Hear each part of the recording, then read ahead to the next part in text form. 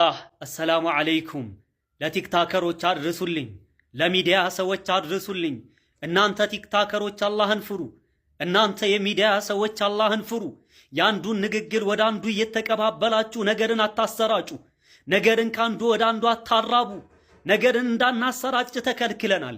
የአላህ መልእክተኛ ያሉት ላ የድኹሉል ጀነተ ጀነት አይገባም አሉ። ቀታት አይነማም ነገርን የሚያዋስር ሰው ጀነት አይገባም አሉ። ነገርን የሚያሳብቅ ሰው ጀነት አይገባም አሉ። በነገር የተነሳ አገር ይፈርሳል። በነገር የተነሳ ትዳር ይፈርሳል። በነገር የተነሳ ዝምድና ይፈርሳል። በነገር የተነሳ ጓደኝነት ይፈርሳል።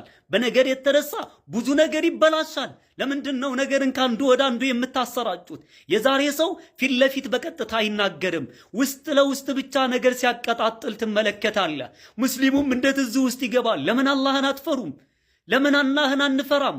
የሚያካለ ቃል አላህ ብሎ ይምከረን፣ ቃለ ረሱል ብሎ ይምከረን።